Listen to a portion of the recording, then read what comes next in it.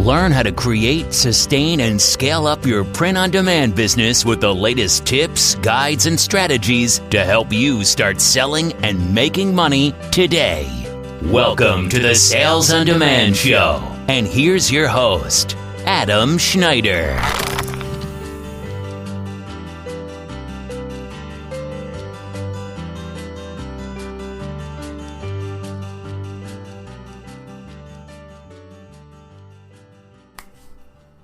Hello, welcome back to the Sales on Demand Show. I am your lovable host, cute and cuddly as ever, Adam Schneider, broadcasting here from Canada. It is episode 68. Today we're talking about boosting Amazon sales with pay-per-click Amazon advertising. This is a sweet topic. I've wanted to talk about this for a while, and today we're going to get into it. So, just got back from camping. It was fun. I brought my kind of rundown trailer out to some really sweet camping land out in the Canadian wilds. Really, really remote place. Difficult to get to. It was challenging to drive the road that goes out there. It's all gravel. And dragging this giant 25-foot travel trailer with an old truck, it was bumpy. And I had 3 young girls, friends of my daughter's, with me, so we all went out there and had a blast. It was fun. It was raining for the last night, so there was a couple leaks in the camper, but whatever. I'll just fix the leaks and carry on. It was also, it's pricey to go camping. So it's not something I'm going to be doing a lot, but I needed the relaxation time, and it was well worth it. So, still raining, and apparently it's going to be raining for the next 2 weeks straight here in Alberta, which is really strange. It normally does not rain that much here. I mean, we've had entire summers where it maybe rained like 10 times. Maybe we get 4 inches of rain all summer. We've had like an inch of rain every 48 hours at least for, the entire month of June. So this is a wet year. But, it's great because at least I can mow the lawn every 4 days. So, yeah, that's really strange. I'm going to be heading to basic training in August. If you've been following the podcast, I joined the Army Reserves, and finally they're sending me off to the second half of basic training. I don't have to do the first half again. It was the boring half. It's like marching and how to iron your shirt, and I'm like, oh, please, can I skip that? I've done this already. I was in the armed forces before, and finally they said, yes, you can skip it. So I'm going off to do the machine gun and field training, so navigating in the dark, firing off blanks, firing off live rounds, throwing grenades. So I am peeing my pants with excitement. It is precisely what I wanted. And it's only 14 days. So it's very abridged because of COVID. They're trying to really condense the training quite a bit. So it's going to be intense, but short. So it's really not getting in the way of anything going on, but you just won't see any, you won't have any episodes of the Sales on Demand Show while I'm gone. So hopefully you guys will survive the loss of the show for 2 weeks. I'm still working on the training course. I smashed through a couple hours of video today, and I'm adding a lot of text-based, reference sheets for people, so like supplier lists and how to hire a virtual assistant. I've gone through everything I know about that, and I'm adding it to like this downloadable text checklist so that you can just get right into anything that you want to do and have this information right in front of your face. So this is going to be awesome for you guys. So in other news, there's a weird problem going on with Payoneer. So if you don't know what Payoneer is, They are kind of an online payment processing system. So I started using Payoneer because I wanted to have all of my money stay in American dollars. And the only way for me to do that was to receive payments from Amazon in American dollars, and Payoneer can do that. And then Payoneer offers a prepaid MasterCard so that I can go and I can pay for more products. And that way it's separate from my personal bank account, because I've been trying for a long time to just separate, my personal, money and my business money. And this was a way to do that. So I was really excited about it, and it was working well. And then something really crazy happened. One of the companies that is associated with the MasterCard went tits up, like bankrupt, super bankrupt. The CEO is being arrested for fraud. There was like $2 billion in fraud or something like that. I don't even think it made the major newspapers. Most people wouldn't have even known that this happened, except for people who have this particular MasterCard. So it wasn't even the company that does the MasterCard. It was the parent company. But this company is based out of the United Kingdom. And the United Kingdom has this government branch that is investigating this. So they put a freeze on everyone's MasterCard. So all that money is frozen right now, and I can't access it. But it's only been frozen for about 4 or 5 days, and I'm not too concerned. The money's there. I'm going to get the money back. It's just that I can't access it right now, so I've had to go back to using, my personal finances to send orders and stuff like that, which I'm not a big fan of doing that. I was hoping to not ever have to do that again. So, yeah, that sucks. But I'm pretty confident that they're going to solve the problem here. And I really hope they do, because this system really works well for me. I want to continue using Payoneer, and I hope they sort this out. Now, all of the customers of Payoneer, they're losing their minds because they think their money is being stolen or something like that. People are they panic easily. So there's a lot of people out there panicking over this. If you're a Payoneer customer, do not panic. You will get your money. You'll get it one way or the other. I really hope that they sort out this prepaid card problem.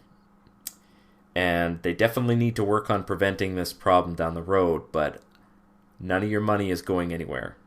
It's still safe and sound.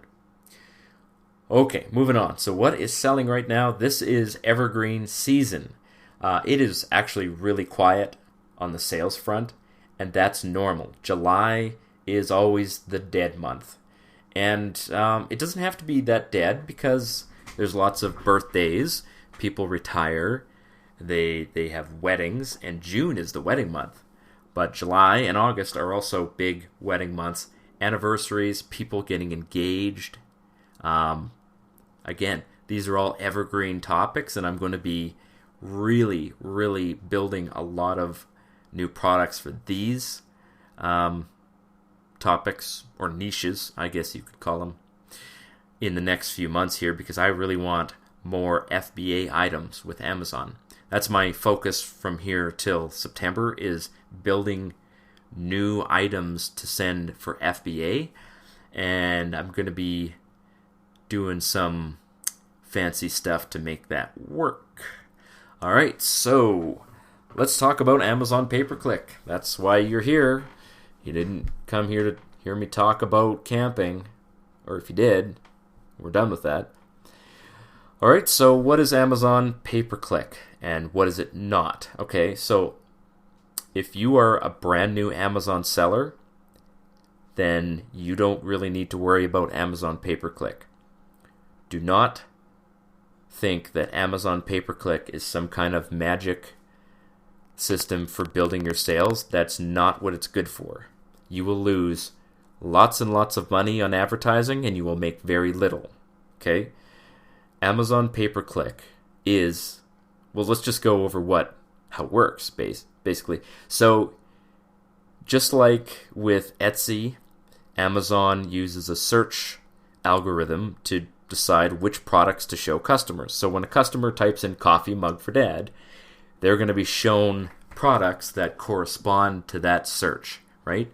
You can actually see how many searches exist for every phrase by, using a program called Merchant Words. It costs money to use Merchant Words. Everything costs money. Breathing costs money. But Merchant Words is a good... It's not super expensive. It's $30 a month. I think you can get a deal and pay $9 a month. But an easy way to see the kind of information that you would see on Merchant Words without using Merchant Words is to just go to Amazon.com and start typing things in the search bar. And you'll see a bunch of suggested searches. So basically what Amazon is doing is they're deciding they're trying to figure out what you are searching for, and they're giving you suggestions. So if you type in coffee mug, you'll see the top searches appear as suggested searches. Now, give this a try. You'll find it works really well. You can type in any phrase, and it'll complete the phrase for you and give you a bunch of suggestions. Okay, so it's a search-based system, right? We already know that. If you've been using Amazon, you know that already. Hopefully don't have to explain how that works to you. Just get an Amazon Prime account, start using it. You'll figure it out real quick. So sometimes when you do a search, actually most of the time, you're going to see organic ranking products. So you'll see the best sellers come up first, right? And for mugs, you're going to see like dad-based coffee mugs. But then in the second row, you're going to start seeing products that pop up and it says sponsored or ad, or I'm not even sure. I'm not even on Amazon right now. It'll say something about promoted content. And that is an Amazon ad product. That product, they're paying for you to see that. Okay, so whoever's selling that product is paying money to Amazon for you to see that. Okay, so this is a great program because it can really get things selling if they're not selling already, or it can boost sales for things that are already selling. Okay, so basically how it works, and this is a very crude explanation, is that it's a bid-based system. So it's an auction. When you go to an auction, whoever's the highest bidder wins the product, right? But on Amazon, it's a little bit different. It's based on time of day. It's based on a whole bunch of factors like how many searches there are and how many people are bidding on those searches. So it's actually really complicated. But all you need to know is the higher the bid, the more people will see your product. And it's very customizable. Okay, so you can change the type of bid you do. You can tell Amazon that you want to bid on similar keywords or similar phrases. It really gets complicated. There are people who make their living by managing pay-per-click accounts for customers. And it's actually pretty lucrative to get a customer and to manage their pay-per-click for them. Because it does take time and it requires a knowledge of the system that is only gained by experimenting with it. So I have used pay-per-click a lot. Okay? Now I'm going to go through 6 things that you need to know about using Amazon pay-per-click. And I want you to listen carefully, especially to the first one here. So Amazon pay-per-click, as I said before, is not some kind of magic sprinkle fairy dust that you just throw at a product and it instantly starts selling. Right? You understand what I'm saying? It is not magic. It's not magic dust. It is money. And you're trying to boost a product to get it visible. If you're trying to sell a product using advertising and nobody wants to buy it, it's not going to sell. Do you understand that? Because so many people don't seem to understand that. They're like, oh, I launched an ad for this product and it's not selling. What am I doing wrong? Well, you're trying to sell a product that nobody wants. Now, people don't like hearing that, because we all think, when we get into print on demand, we start making designs and we're like, wow, this design is so great. It's so amazing.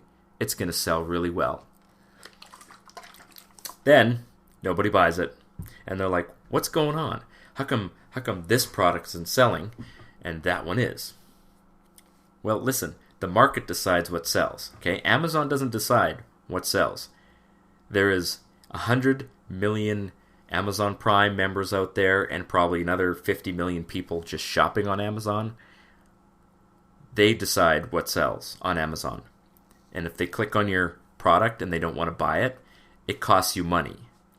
So only use Amazon pay-per-click for items that do have sales or that you have fulfilled by Amazon product in stock. So this is a great way to boost the sales of items that already sell well.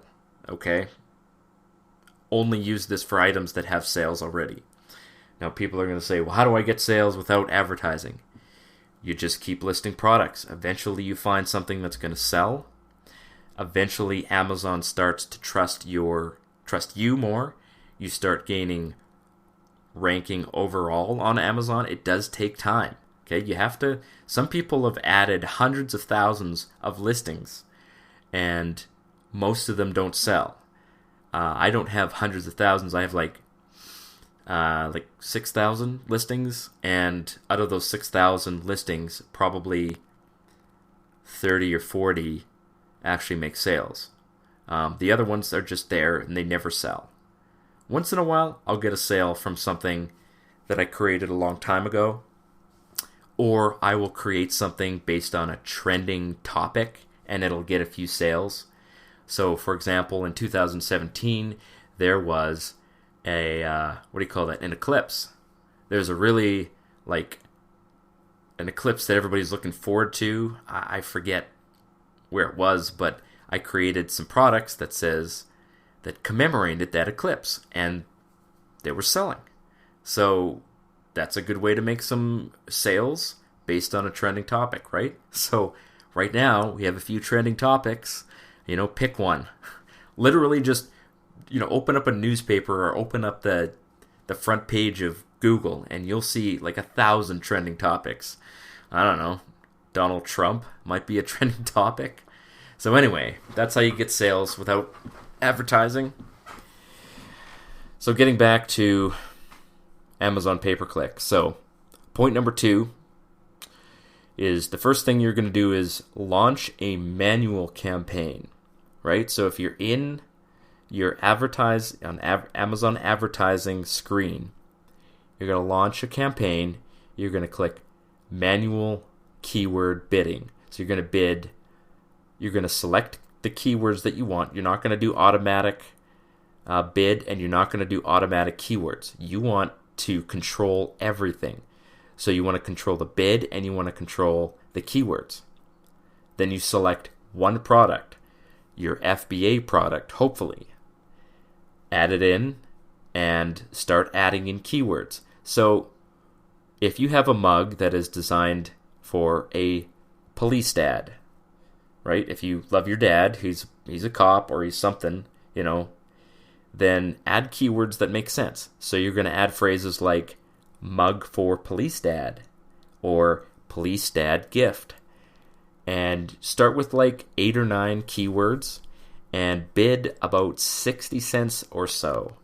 I will bid higher than that, but I also have more risk tolerance. So if you don't want to spend a lot of money at first, but you want to try and see if these keywords can work, start bidding at 60 cents. You can even do it at 40 cents if you don't want to spend any money or very little money.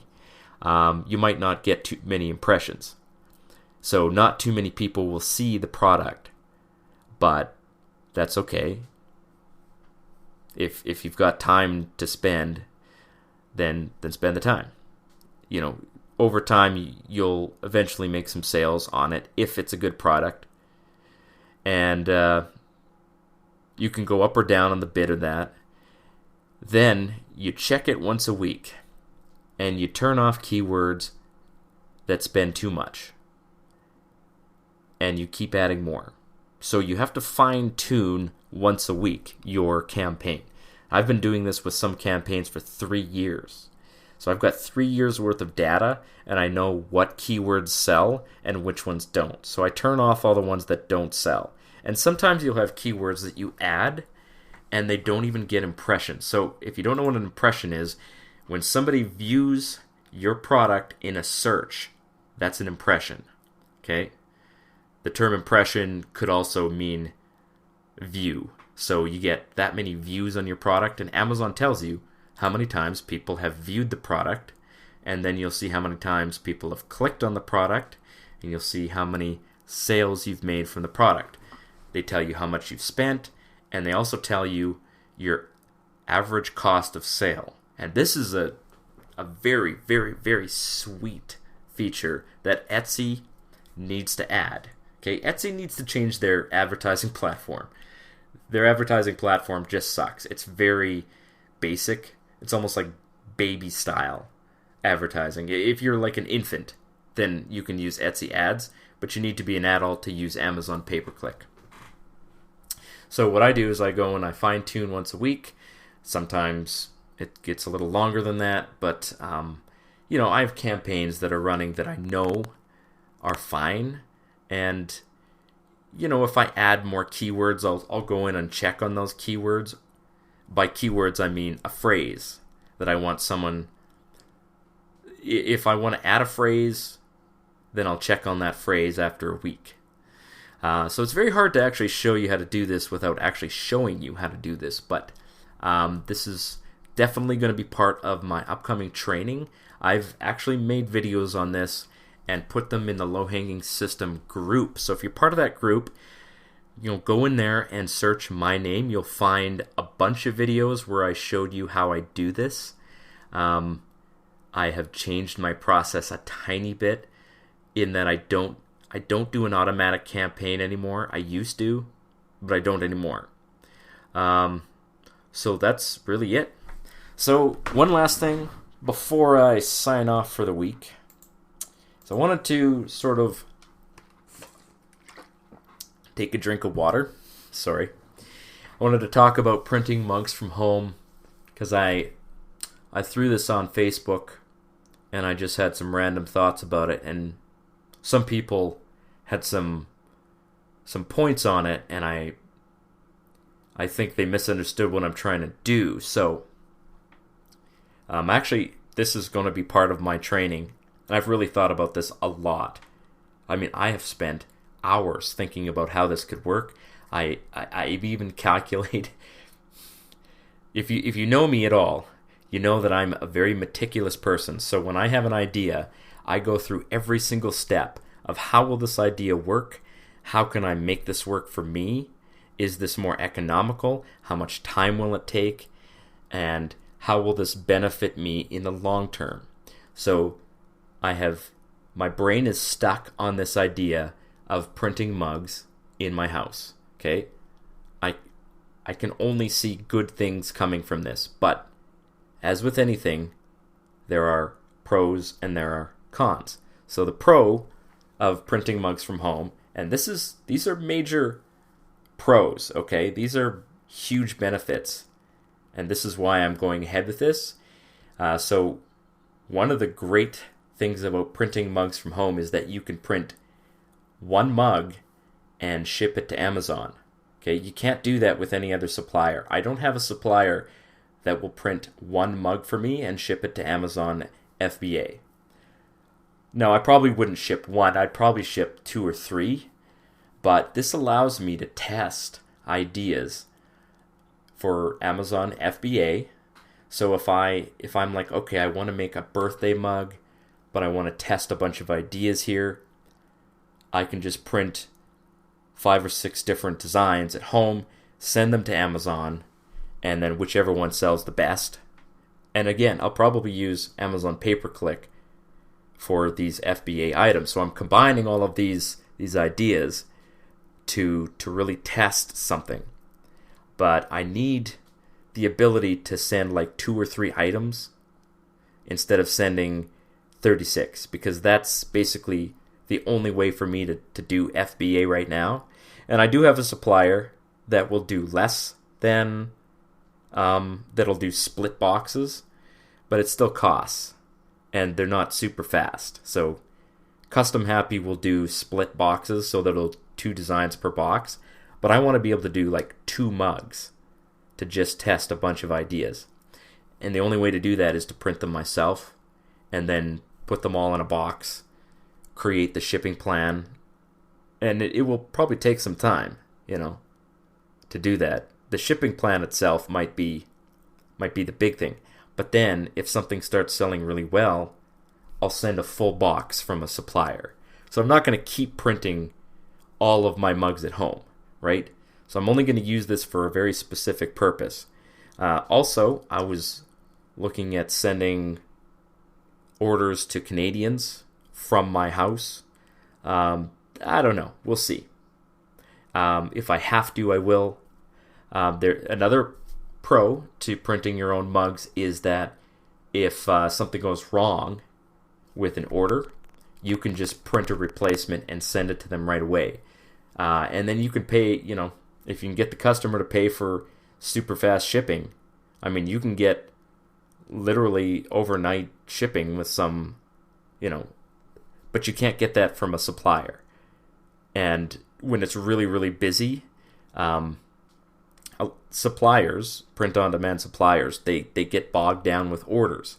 So, on Amazon, if you've got an order that's sitting there and you're like, oh my God, this is about to be late, you can just print it and ship it yourself. And then cancel, if you've got the integration, cancel the order. This helps your Amazon health stay, at a good level, because if you have late shipments on Amazon, they actually punish you for that. So if you want to have zero late shipments, then you can print your own mugs. Also, you can do custom orders too. And you can use Amazon to create customized listings, print them, and buy the shipping label on Amazon and send them off yourself. That's something that I have thought about doing. I can actually do that from Canada. I can buy a shipping label that ships into the US, and then it crosses the border the other direction. So, I don't know. We'll see. I don't have to print the mugs at home, though. That's the thing. It's an option. I'm just trying to open as many options for myself as possible to build a business that is resilient. Okay, so when something goes wrong, if something goes wrong, I'm not relying on someone else to get products to customers. This happened to me with t-shirts this year. I had a t-shirt. Somebody ordered it for their dad, and it took 4 weeks for it to get printed. So that's the kind of thing I don't want to happen. You can also, you can sublimate your own masks. If you can find a supplier to give you masks, you can start making them and shipping them from home. And masks right now, they sell pretty well. You'll probably have to figure out how to sublimate them, but I can't imagine it would be that difficult. It'd probably be similar to a t-shirt. So if you had the press to do a t-shirt sublimation, you could print and ship your own face masks. And face masks are pretty hot, especially on Etsy. I don't know if you can even sell them on Amazon. So that's just my thoughts about printing stuff from home. If you have any more questions, by all means, send me a message on Facebook. I am getting a lot of messages these days, so I hate to have to do it, and I won't unless I have to. But there might come a time in the future where I'll have to cut off answering messages on Facebook, and I'll just divert all questions to the Facebook group that I'll be creating for my course. And I'll probably only answer questions for people that buy the course, because my time is valuable, right? And this is one of the things that people pointed out. Printing mugs at home takes time, but it also offers flexibility. So that's where I'm at right now, guys. Thanks for listening to me ramble. That's it for this week. We'll catch you next week. Cheers.